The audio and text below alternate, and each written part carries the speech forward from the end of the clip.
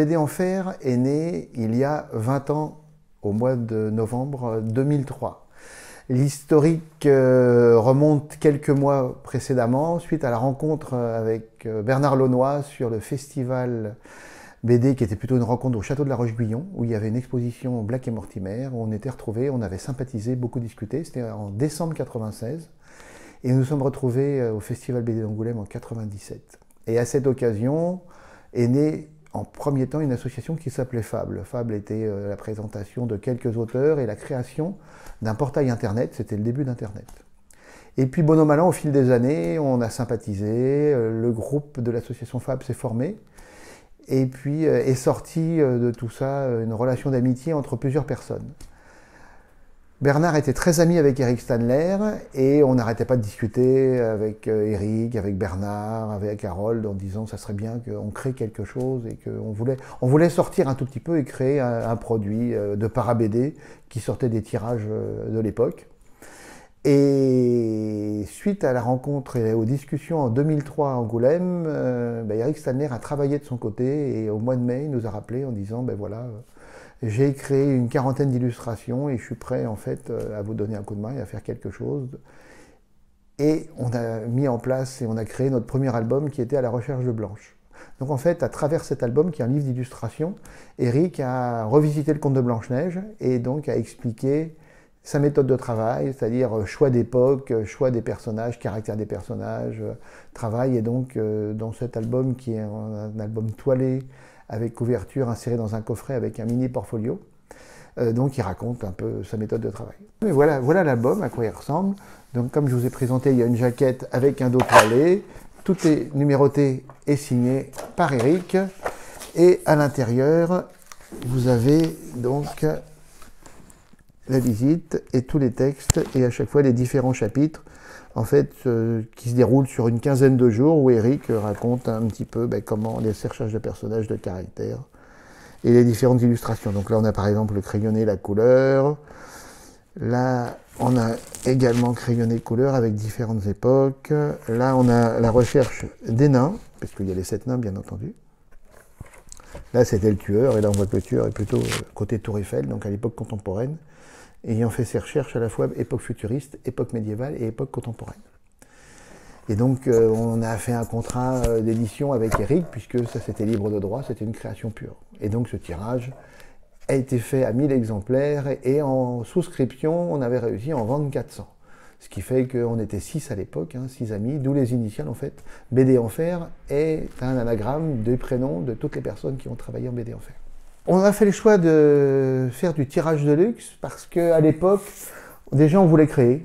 On voulait créer quelque chose de nouveau et on voulait se démarquer un petit peu de ce qu'il y avait sur le marché. À l'époque, il y avait peu d'éditeurs de tirage de luxe, je pense. Il devait y avoir donc Bernard Graillet de chez Cani qui lui est là depuis très longtemps. Je pense que Bruno Graff était à ses débuts ou pas, ou il n'existait à peine. Black and White Raphaël n'existait pas, Ben des sculpteurs de bulles n'existait pas, Original Was n'existait pas. Il y avait peut-être ponctuellement, c'était principalement les éditeurs en fait qui faisaient du tirage, et donc on voulait faire autre chose et essayer de mettre un peu plus en valeur le travail des auteurs. À savoir que la démarche de BD Enfer a toujours été d'abord une relation avec un auteur. On a déjà commencé comme ça, avant d'aller voir un éditeur et de vouloir récupérer des blockbusters, etc. C'était d'abord une relation avec un éditeur, il fallait que quelque chose soit simple. Et ce qui était aussi bien de préciser, c'est qu'en fait, on avait tous un métier. C'est-à-dire que tous les associés de BD Enfer, on avait monté une SARL, et on avait tous un métier à côté. Et donc, ça devait rester en fait un peu la passion du week-end. Donc, on n'avait pas le temps de... Voilà. Bon, il y a des personnes qui étaient très impliquées dans la BD, qui faisaient beaucoup de séances de dédicaces dans les librairies parisiennes, et d'autres un peu moins. Le choix de proposer ces auteurs et la réaction des auteurs a été toujours un très bon accueil, puisqu'en fait, on créait quelque chose qu'ils ne connaissaient pas. On était dans une relation aussi directe et avec un suivi avec l'auteur, c'est-à-dire qu'ils ont toujours été, depuis le début, on a toujours été en fait avec des échanges permanents avec l'auteur et ils étaient très impliqués dans le processus de création. Ce qui n'est pas toujours le cas, je pense, dans les grandes maisons d'édition où la maison d'édition décide de faire quelque chose et après propose à l'auteur ou pas et font quelque chose en interne. Nous, c'est toujours, même à l'heure actuelle, toujours une période de réflexion, une rencontre d'abord avec l'auteur, voir le travail de l'auteur, et essayer de trouver un objet qui n'existe pas. Et c'est ce qui a été le cas, et donc c'est vrai qu'on verra par la suite le prochain. On a enchaîné avec Eric Stallner sur 2-3 projets de suite, et donc c'était super, parce qu'en fait, ils voyaient vraiment une autre facette de leur travail qui était mise en avant, et pas que de la BD pure, c'est-à-dire qu'en fait, le lecteur voit une BD, il ne voit pas tout le processus de création, que ça peut être les crayonnés préparatoires, en l'occurrence dans Blanche, les réflexions en fait sur la méthode de travail, les recherches pour le scénario, puisque là, il avait tout fait. Et donc c'est ça qui était important, c'est-à-dire montrer une autre facette de l'auteur et montrer différemment le travail de l'auteur. Et sur tous les produits qu'on a pu faire, en dehors de la relation qui à mon avis est primordiale, hein, tous les auteurs ont apprécié en fait ce côté relationnel qui existe moins dans leur maison d'édition, puisque en fait les directeurs de collection, ils n'ont pas qu'un seul auteur à prendre en charge, ils en ont beaucoup, multiples, donc ils ne peuvent pas être partout. Nous en fait on est vraiment très très proches et on accompagne beaucoup. L'avantage du tirage de luxe également, c'est de pouvoir remettre en avant certains travaux, parce que des fois on reprend des anciens albums de l'auteur, et de sortir surtout plein de choses qui n'ont jamais été éditées, et ça permet à l'auteur de montrer toutes les facettes de ce qu'il a créé. Donc soit des anciennes séries, soit des séries récentes, mais en fait les gens ne voient qu'un album en 24-32 souvent, avec la couleur qui est mise dessus. Donc souvent le travail de coloriste prend un peu le dessus, mais on ne voit plus du tout le travail qui a été fait avant, qui est en fait et le crayonné, et l'ancrage, et parfois on refait aussi des facsimilés de planches où on voit en fait toutes les hésitations qu'ont pu avoir l'auteur, et les corrections qu'il a fait, etc., et les changements de plan. C'est-à-dire qu'on a aussi dans certains tirages, on a le scénario avec ce qui a été proposé, et parfois ils font bien souvent bien sûr un storyboard, et entre ce qui a été fait dans le storyboard et après la planche, on voit qu'en fait il y a plein de choses qui ont changé, parce que à la création, la lecture n'était plus aussi simple, ou alors parfois en discussion, les échanges entre le scénariste et le dessinateur, il y a eu une évolution, ce qui fait qu'avec du retour arrière, ils reprennent parfois certaines planches pour dessiner, pour amener d'autres choses. Et c'est vrai que tout ça, le lecteur qui achète une bande dessinée classique ne sait pas tout ce qui s'est passé avant. Et même aujourd'hui, par exemple, à l'occasion du Festival BD de Saint-Malo, on a rencontré des personnes qui sont des clients fidèles, qui sont devenus des amis, parce qu'en général, les clients fidèles deviennent souvent des amis. Et en fait, dans tout ce qui est le processus même de création de notre part, ce qu'on va bientôt sortir avec un petit film, les gens ne se rendent pas compte de tout le travail qui est fait en amont, à la fois avec l'auteur, et après avec le travail de calage au niveau de l'impression, et après le calage au niveau du montage chez le façonnier. Et l'auteur participe, c'est-à-dire que là, par exemple, on a amené au calage deux auteurs qui sont venus au calage et qui voient aussi eux, parce qu'ils ne vont pas souvent au calage avec leur grosse maison d'édition. Et là, ils viennent voir en fait l'envers du décor et comment ça se passe, et la validation des planches, et la correction, etc., etc. Et donc ça, c'est passionnant. Je pense que 2003, ça s'est limité à ça. C'est-à-dire, ça s'est limité à la recherche de Blanche, puisque on l'a sorti en fin d'année. Mais on a enchaîné tout de suite après on a voulu faire avec Eric un portfolio. Et donc, voilà, on a enchaîné 2 produits directement avec Eric Stallner. Le deuxième produit que nous avons sorti, l'année 2004, était de nouveau avec Eric Stallner, puisque fort du premier succès, avec quand même une vente de 400 albums en souscription, sur une maison d'édition qui n'existait pas, etc. Donc on était reparti avec Eric. Et on a créé un portfolio. Donc classiquement, un portfolio, vous avez une pochette qui s'ouvre avec des rabats, et à l'intérieur, vous avez une pile d'images. Donc soit vous encadrez, soit vous laissez le portfolio, une fois que vous l'avez vu, vous le rangez, vous le mettez dans le tiroir. Et là, un de nos associés à l'époque, qui était à peu près à niveau de la création, a eu l'idée de créer comme un album photo. C'est-à-dire que vous avez ici un album, et à l'intérieur, vous ouvrez, et vous avez toutes les images qui sont mises sur des pages, comme un album photo. Et en fait, quand vous le mettez dans la bibliothèque, vous avez un livre supplémentaire. Et vous n'avez pas quelque chose que vous rangez dans un tiroir. Donc en fait, on peut le consulter régulièrement. Et donc ça a été fait, comme par la suite, en dehors du premier où on a fait 1000 exemplaires, la suite a été en moyenne, les tirages ont été entre 200 et 300 exemplaires. Le suivant était également un portfolio avec Alberto Varanda. Et puis après, dans l'évolution entre 2003 et 2023, on a fait à la fois des créations personnelles avec des maisons d'édition, Maryse et Jean-François Charles, je me souviens, le contact, Bernard était venu voir au Festival BD de Maison Lafitte, et Maryse et Jean-François avaient déjà sorti, avec les éditions Imbroglio de Laurent Hennebel, les 2 premiers tirages d'India Dreams. Et puis, pour la sortie du tome 3 et du 4, en fait, Laurent avait proposé à Maryse et Jean-François de faire un double album. Et Maryse et Jean-François voulaient avoir une continuité par rapport aux 2 premiers qui étaient indépendants. Et donc, avait appris que nous avions créé une maison d'édition. Donc, je suis venu voir Bernard. Bernard était venu me voir. Et donc, c'était notre premier contact. Notre premier contact avec Maryse et Jean-François. Et c'est comme ça qu'on a enchaîné dans la suite le tome 3 et le tome 4 du premier cycle d'Indian Dreams. Il s'est avéré également pendant ces premières années, jusqu'à peu près 2009-2010, où nous avons fait également des collaborations avec Jean Cazelle et la Griffe Noire à Saint-Maur-des-Fossés, où on avait sorti un album photo pareil, un peu sur un concept comme ceci, avec Nicolas Malfin, sur Golden City, donc le grand album de Golden City. Et nous avons collaboré également en coédition avec Jean-Louis Raskin de Boulevard des Bulles à Paris. Et on a dû sortir en coédition 5 ou 6 albums. On a fait Les Murena, on a fait West, tome 3 et 4, pardon. Et on a fait également les India Dreams à la fin. Et on coéditait, alors pour Les Murena, on coéditait également avec une librairie bruxelloise, qui est Multi-BD. Au décours de ces 20 ans, nous avons sorti une 50aine d'albums. Ce qui fait peu quand on voit que ça fait à peu près 2 albums et demi par an, hein, si on divise 50 divisé par 20. Il faut quand même préciser que dans les 6 associés de départ, et lorsque nous avons racheté les parts en 2009 ou 2010, je ne sais plus, il faut savoir qu'on a tous un métier à côté, et donc cette activité de maison d'édition n'est que le week-end. Cette année, 4 albums sont sortis. En premier lieu, nous avons sorti le tome 3 de La Complainte des Landes Perdues avec Béatrice Tillier et Jean Dufaux. Nous avions édité le tome 2 à la sortie en 2019, et donc le tome 3 cette année.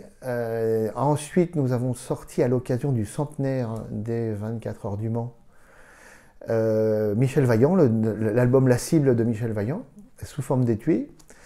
Voici le coffret qui a été sorti en fin d'année.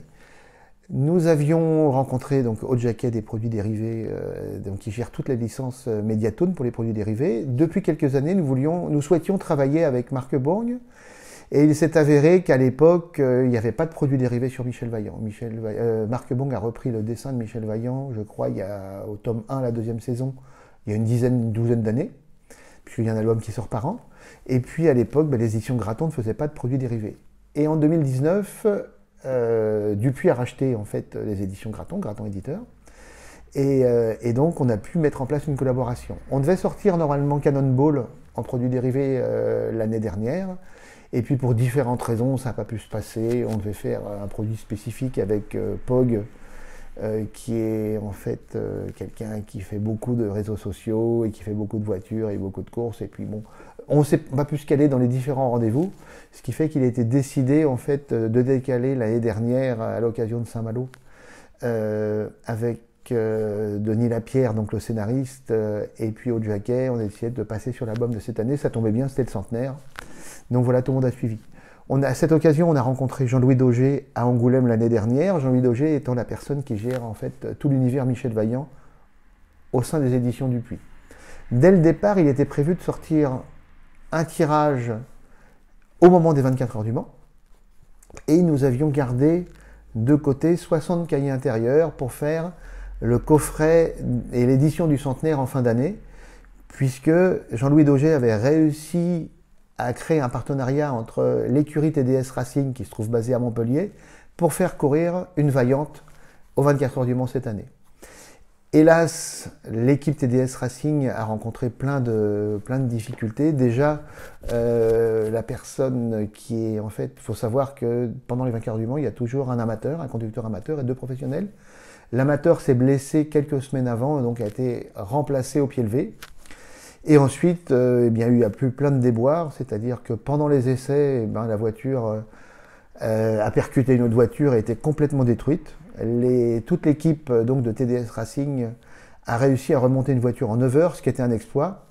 Hélas, le mercredi, ils n'ont pas pu faire les qualifications, donc ils sont partis en dernier sur les lignes de départ, et ils ont eu une pénalité de 3 minutes. Ils ont remonté, donc ils sont restés 3 minutes sur la ligne de départ pendant que les autres voitures sont parties. Après, ils ont rattrapé, et au bout d'1 heure et demie, hélas, au moment d'un dépassement, il y a eu une perte de contrôle de la voiture qui a été fracassée sur un mur. Et donc, ben voilà, l'aventure, hélas, pour le centenaire, c'est terminé là. Nous avions prévu de sortir l'album du centenaire, et pour ce faire, on avait gardé les cahiers donc de côté, et on avait prévu de prendre, toutes les photos. On a récupéré 1200 photos qui ont été faites au décours de l'événement, donc de toute la semaine, à partir du pesage jusqu'au moment de la course. Et on voulait créer un album photo que nous avons créé à l'intérieur. Donc voilà, fait partie de l'album qui est sorti cette année. Donc l'album et l'étui a été épuisé très rapidement, et cet album dont on n'a pas fait trop la promotion, en fait, a été réservé. Il doit rester une quinzaine de coffrets. Donc cette année, nous avons également sorti un album du monde d'Aquilon, c'est-à-dire qui regroupe en fait la collection de elfes, de nains, de orques et gobelins, de mages et maintenant des terres d'Ogon. Et c'est le deuxième album que nous créons dans cette collection, le premier ayant été réalisé il y a 2 ans avec Kiko Duarte, qui était le tome 1 de Elfes. Cette année, pour avoir rencontré sur différents festivals et avoir sympathisé avec Gwendal Lemercier, nous avons sorti le tome 9. Donc cela se présente toujours sous forme d'étui, avec une matière et donc marquage à chaud dessus. Et donc à l'intérieur, on a une couverture spécifique. Le tirage est situé entre 80, c'était le premier tirage, était à 80 exemplaires avec Kiko Duarte, plus une partie du tirage qui était dédiée à un libraire. Et là, cette année, on a fait un partenariat avec 2 libraires. Mais en ce qui nous concerne, il n'y a toujours que 80 albums qui nous sont dédiés. Et donc, à l'intérieur, vous avez un cahier de croquis de, ici, je pense, une 24 pages, et après tout l'album, et l'intégralité se fait donc en tirage en noir et blanc. Ce qu'il faut savoir également, c'est que nous avons réalisé pour ce tirage, comme pour le tirage de la complainte, ce qu'on appelle des blank covers. C'est-à-dire que ici, vous n'avez pas du tout la couverture, le papier est différent, c'est un papier aquarelle, et l'auteur fait des couvertures uniques pour chaque collectionneur qui a réservé le tirage. Donc nous avons réalisé, comme pour le tome 1 de Elfes avec Kiko Duarte, pour le tome 9 avec Gwendal Lemercier, et on a également réalisé avec Béatrice Tillier pour le tome 3 de La Complainte des Landes Perdues. Donc concernant le tome 3 que nous avons sorti avec Béatrice Tillier, donc Béatrice crée bien sûr une couverture originale, et à l'intérieur vous allez pouvoir avoir donc un gros cahier de croquis qui est réalisé par Lee, qui est en fait une graphiste qui travaille beaucoup avec Béatrice Tillier et qui fait toujours des cahiers de croquis magnifiques. Et d'ailleurs, c'est elle qui va nous maqueter le prochain tirage dont on parlera tout à l'heure pour les sorties, qui va être le prochain Murena qui va sortir cette année.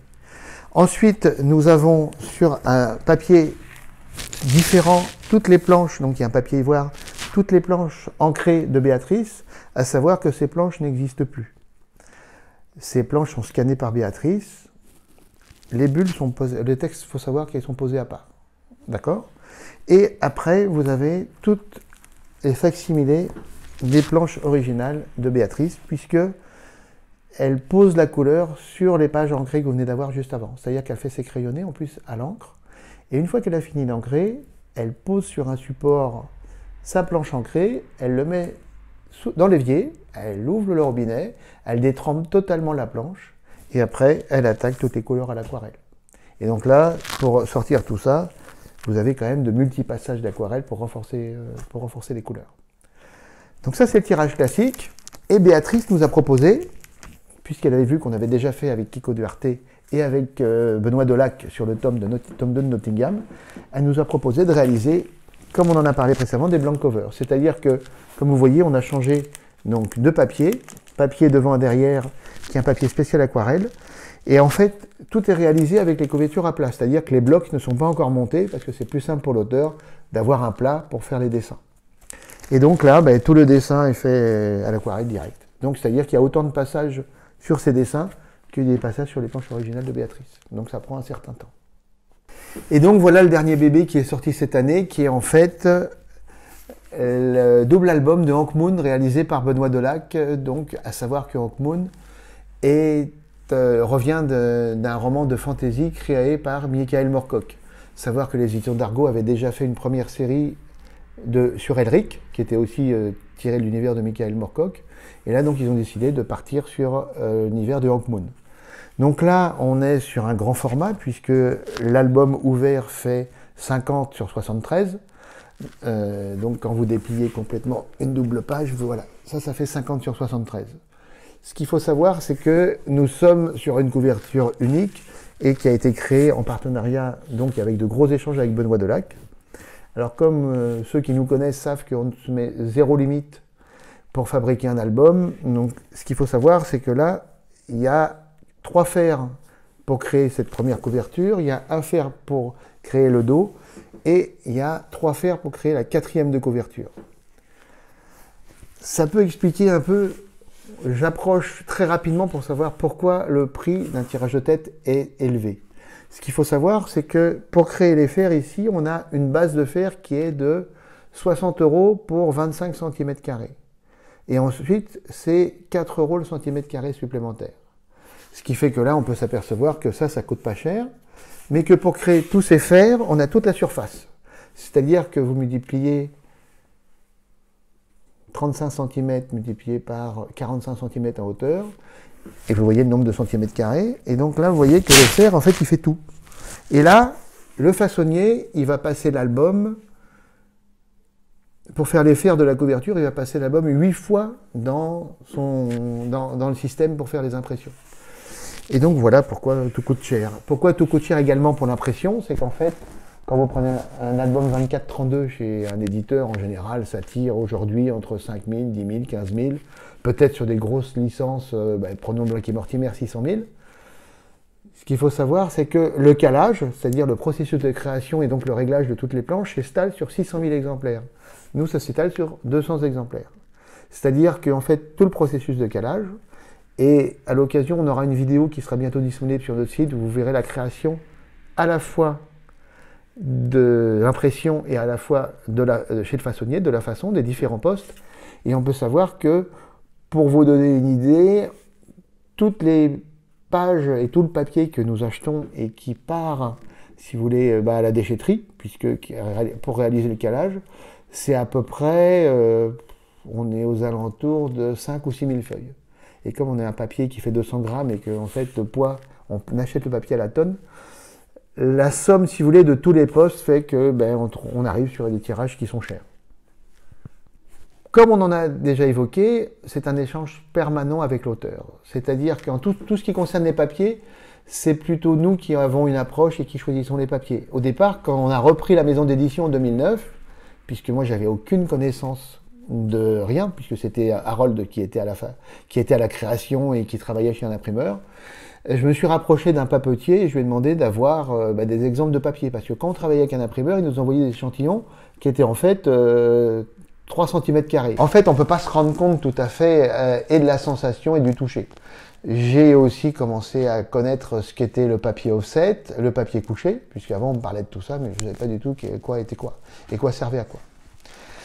Donc on a appris au fur et à mesure des années, on continue toujours à apprendre, et en fait je me suis rapproché d'un papetier qui en général, on travaille beaucoup avec donc Fedrigoni, qui est un papetier italien, mais bon, qui a des bureaux en France et qui fabrique aussi une partie en France.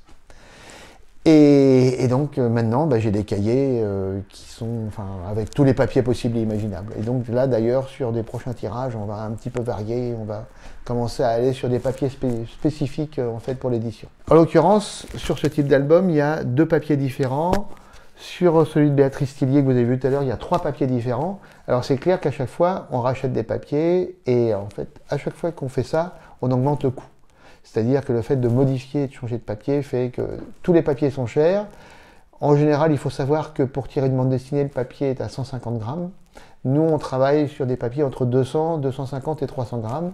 Comme le coût est à la tonne, plus le papier est grammé, moins il y en a à la tonne, plus on consomme de papier et plus ça augmente le coût. Concernant le papier, on a montré, à chaque fois qu'on travaille avec un auteur, on lui montre ce qu'on a créé précédemment.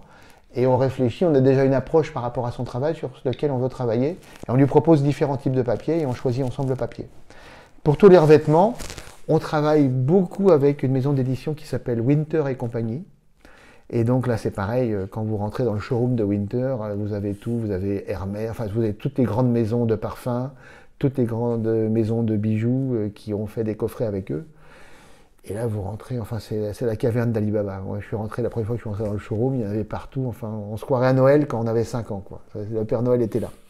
Et donc, on a un choix différent de matières. Une fois qu'on a choisi la matière avec l'auteur, c'est là qu'il faut les travailler avec le façonnier pour savoir si ce que l'on veut faire va avoir un rendu ou pas un rendu. Parce qu'il est possible aussi, et ça m'est arrivé sur un tirage où on a fait quelque chose et le rendu que je souhaitais n'était pas là. Et c'était avec un façonnier précédent qui nous avait pas dit, ben oui, mais bon, on ne pouvait pas faire autrement. Et donc c'est pour ça que maintenant on travaille avec une seule maison d'édition qui s'appelle La Reliure du Centre, qui se trouve à Limoges. Et en fait, à chaque fois, je vais discuter avec le responsable d'atelier et la personne qui s'occupe de tout ça. Ça fait 40 ans qu'elle est dans l'atelier et en fait, on sait exactement ce que ça va donner, s'il est possible de le faire, le rendu que ça va faire. Et bien souvent, on arrive à commander une partie du revêtement chez Winter et compagnie qui livre et après on fait des tests. Et on voit si le rendu va être bon ou ne va pas être bon. Et on envoie à l'auteur, c'est-à-dire qu'aussi on l'envoie à l'auteur pour qu'il valide parfois des choix de couleurs, parfois des choix d'impression. Le temps pour sortir un tirage de luxe peut varier dans le sens où, comme c'est pas mon métier, je ne suis pas derrière tout le temps. Donc, et c'est parfois dépendant de l'auteur. Pour reprendre un exemple, sur Azimut, Jean-Baptiste, André Hay nous sollicitait souvent en disant « Rappelle-moi que je dois t'envoyer » parce que Jean-Baptiste est un artiste qui passe beaucoup de temps sur ses planches et parfois il fallait 3 semaines, 1 mois, 2 mois, 3 mois pour avoir en fait tout ce qu'il fallait pour créer le cahier de croquis. Donc ça peut durer longtemps et puis des fois ça peut être un peu plus rapide. Mais en moyenne, on va dire qu'il faut à peu près un trimestre entre le choix. Alors, quand on a la licence, on commence, voilà, parfois donc on est aussi, on rencontre les maisons d'édition. Chaque maison d'édition responsable donc des produits dérivés nous présente ce qui va sortir l'année d'après. Et là, on fait des choix sur ce qui nous tente bien et ce qui serait capable, ce qu'on aimerait bien faire. Après, pour nous, quand des fois on ne connaît pas l'auteur, on essaye de se renseigner si est-ce que l'auteur c'est facile, est-ce qu'il est sympathique, etc. Et une fois que ceci est mis en route et que tout va bien se passer, on prend contact avec l'auteur, on lui explique. Parfois, c'est le responsable des produits dérivés de la maison d'édition qui nous met en rapport. Et puis, comme là, par exemple, on va faire le tome 2 des Terres d'Ogon qui est sorti l'année dernière, je crois. Et on a rencontré l'auteur qui vit à Barcelone, l'italien qui vit à Barcelone, et il nous a présenté tout ce qu'il avait comme recherche, comme étude, etc. On est capable, pratiquement, avec tout ce que j'ai pu voir, on serait capable de faire un cahier de croquis de 80 pages, c'est-à-dire en fait plus que l'album. Bon, en fait, on se limite toujours parce qu'en fait, plus on fait de création, plus on va faire de pages, plus on va imprimer, plus le papier va coûter cher, plus tout va coûter cher. Donc c'est pour ça qu'il faut toujours savoir se limiter. Mais en moyenne, on peut dire à peu près 3 mois, entre 3 et 4 mois, et puis après, il faut choisir à quel moment le sortir, pour la simple et bonne raison, c'est que on ne fait pas de financement Ulule. On en a fait un seul avec Jérémy, c'était pour l'aider à soutenir, puisqu'on a créé différents produits sur la nouvelle série qu'il a sortie il y a 3 ans maintenant de Vesper, mais sinon en général on fait souvent de la souscription et on demande, bien sûr, l'auteur nous soutient beaucoup, c'est-à-dire que sur les réseaux sociaux, l'auteur annonce le futur projet, présente le produit et puis on essaye vraiment de mettre en valeur en fait le produit. Donc le dernier qui est sorti, Rockmood pour Saint-Malo, bon là j'ai pas eu le temps de faire beaucoup la promotion de ce produit, donc voilà. C'est un tirage qui est limité à 160 exemplaires, et dont une partie a été prise par un libraire partenaire qui en prend 50, donc nous on a une centaine à vendre, et là il y en a déjà une quarantaine, voilà, on l'a sorti à Saint-Malo, il y a une quarantaine de parties, et puis pour nous aider à soutenir, Benoît Delac s'est engagé sur les prochains à venir là, sur ses albums, à nous dédicacer le plus qu'il pourra. Donc pour l'instant, on a pratiquement plus rien, il doit rester une dizaine de ce qu'on avait récupéré pour Saint-Malo, et le reste est en fabrication et toujours chez notre façonnier. C'est-à-dire que là, il va nous les livrer en début d'année. Pour 2024, on va, je pense, essayer, il y a plusieurs produits qui sont en cours, on verra ce qui va sortir ou pas.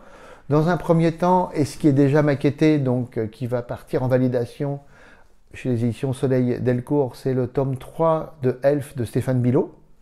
Donc là, je vais envoyer en fin de semaine à Stéphane pour qu'il valide, pour voir si tout lui convient ou pas. On peut refaire des reprises dans le cahier de croquis, etc. Et ça va être envoyé également à la maison d'édition pour que ça soit validé donc, par Jean-Luc Istin, qui est le créateur. Je ne sais plus quel est le deuxième, Nicolas Jarry peut-être, je pense, qui est le deuxième créateur. Et puis après, on a un retour et après, on lance en fait la fabrication. Dans la foulée, on va sortir le tome 9 et le tome 10 de Murena. Nous avions réalisé avec Boulevard des Bulles, la librairie Boulevard des Bulles et Multi BD, les 4 premiers tomes de Murena qui étaient des doubles albums, Quand Bouvard des Bulles a arrêté, Multi-BD avait repris la licence, mais Bernard, qui est le patron de Multi-BD, a ouvert une deuxième librairie et en fait, il est partout sur tous les fronts par Mons et par Vaux, donc il n'a pas eu le temps de sortir ce double album. Entre-temps, hélas, Philippe Delaby nous a quittés, donc là, on fera un double album qui est le tome 9 de Philippe Delaby et le tome 10 de Théo. Ça va être... Donc le cahier de croquis va également être réalisé par le graphiste qui a fait le tome 3 et le tome 2 de La Complainte des Landes perdues de Béatrice, qui est Lie en fait, et qui est la femme de Hub. Hub que vous connaissez bien puisque c'est dessinateur de Oko et très récemment du Serpent et la Lance. Et c'est également sa coloriste. Donc voilà, elle a tout ce qu'il faut pour créer, et bon, elle va encore nous faire un superbe et un magnifique cahier de croquis. Dans la foulée, on a en projet, mais je pense que ce ne sera pas pour cette année, c'est le dernier tirage de tête de Jean, puisque là, nous n'avions pas été dans l'action sur ces tirages, mais Multi-BD et Bouvard des Bulles avaient sorti les 11 premiers albums. Il manque le 12-13, et donc nous allons finir la collection, puisque en fait, tout avait été épuisé à l'époque. Va sortir également, ce qui est en stand-by, c'est le tome 6 de la Crime à Christie. On a fait les 5 premiers tirages de tête, et là, le 6e traîne un tout petit peu. Il y a eu le Covid qui est passé par là. Et puis bon là, pour l'instant, on est en train de rediscuter avec Glénat parce qu'il y a un petit, voilà, il y a un petit truc à régler, mais bon, je pense que ça va se régler rapidement. D'ailleurs, Denis et Didier, Denis Falk et Didier Convar sont aujourd'hui dans les nouveaux bureaux de Glénat chez Boulogne pour évoquer quelque chose qui va, voilà. Donc, je ne dirai rien, c'est eux qui vont en parler bientôt. Doit sortir également, et là, le tome 13 de Michel Vaillant, mais là, Jean-Louis Dauger nous a mis une condition. Cette année, en fait, nous avions sorti 200 exemplaires, dont un partenariat avec 2 librairies, Samuel Chauveau de la librairie Bulle au Mans et Hervé Le Gall de la librairie BD Flash à Rambouillet. Mais nous ne connaissions pas l'univers de Michel Vaillant, et en fait, les collectionneurs de Michel Vaillant ont acheté toutes les 3 tirages différents, ce qui arrive quand même à faire une certaine somme. Et donc Jean-Louis Dauger a dit cette année, il faut qu'il y ait un seul tirage et il n'y ait que BD Enfer qui fasse ce tirage. Donc il y aura un seul tirage et qui va être réalisé à 100 exemplaires. Pourquoi 100 exemplaires? Puisque cette année, en dehors du centenaire des 24 heures du Mans, c'était le 100e anniversaire de la naissance de Jean Graton. Donc l'année prochaine, ça sera le 101e anniversaire de la naissance de Jean Graton. Raison pour laquelle il n'y aura que 101 exemplaires. Donc ce qui veut dire que d'habitude on fait 200 et on étale le prix de calage sur 200 exemplaires. Là, on va étirer le prix de calage sur 101 exemplaires, ce qui fait que ça va augmenter un petit peu le prix. Et je laisserai la primeur à Jean-Louis Dauger, mais nous allons également, à l'intérieur de ce coffret, un petit peu comme celui qu'on vient de vous présenter, à l'intérieur du coffret, donc il y aura un gros cahier de croquis. Le tome 13, donc, qui est les 500 matchs d'Indianapolis, qui va clore en fait le cycle américain de Michel Vaillant, avec Steve Warson. Et se trouvera à l'intérieur un partenariat avec Sparks. Sparks, en fait, ce sont des fabricants de petites voitures.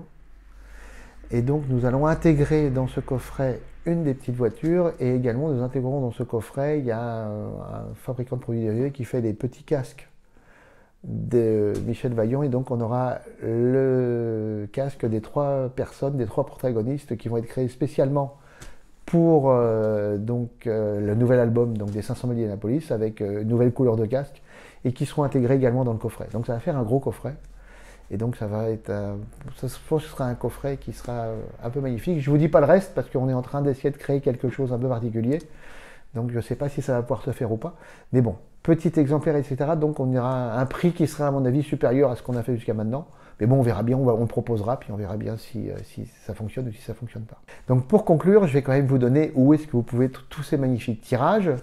Donc d'abord nos sites internet qui est réalisé par mon épouse, et je la remercie une nouvelle fois pour tout le travail qu'elle fait et s'investit, sachant qu'aujourd'hui, elle n'est pas en grande forme avec un dos qui lui fait très mal. Donc le site c'est https://www.bdenfer.fr, BD Enfer, BDEM-PHER, qui est l'anagramme des prénoms des premiers associés. On a un deuxième site internet qui est consacré sur un produit qu'on n'a pas évoqué, mais sur le triangle secret, puisque c'est quelque chose qui m'a beaucoup touché. Et on a beaucoup discuté avec Didier Convar à ce sujet. Et donc ce deuxième site est https://www.triangle-secret.com. Et puis sur les réseaux sociaux. Les réseaux sociaux, on a une page Facebook, On a un profil Facebook donc, pour BD Enfer et on a également un Instagram de BD Enfer où j'essaye d'intervenir un peu, mais bon, c'est un vrai travail les réseaux sociaux, il faut être très très très présent. Et puis sinon sur différents festivals, j'oublie également des libraires partenaires, principalement la librairie BD Flash qui nous prend pratiquement entre 40 et 60 exemplaires à chaque réalisation de tirage de luxe. Ponctuellement, on a la librairie Bulle au Mans avec Samuel Chauveau et on a une librairie en Belgique qui s'appelle BD Choc sur lesquelles on peut retrouver quelques tirages. Voilà principalement. Et donc en festival, on va principalement se recentrer sur les gros festivals, donc soit bien sûr le FIBD, hein, le Festival BD d'Angoulême, sur Quai des Bulles à Saint-Malo, et puis bon, sur quelques petits festivals. Et je pense que cette année, on fera peut-être 2 galeries éphémères. Une galerie éphémère qu'on avait fait l'année dernière, mais là, on ne l'a pas fait cette année au mois de décembre parce qu'on avait peu de tirages à proposer, que des anciens tirages. Donc on fera sûrement sur Paris et je pense qu'on en fera une également sur Bruxelles. À définir, à affiner, mais peut-être une sur Bruxelles parce que on a des clients qui nous ont demandé et voilà. Et donc Bruno Graff nous avait proposé d'aller dans une librairie une galerie qui loue régulièrement et donc on ira peut-être faire un événement là-bas.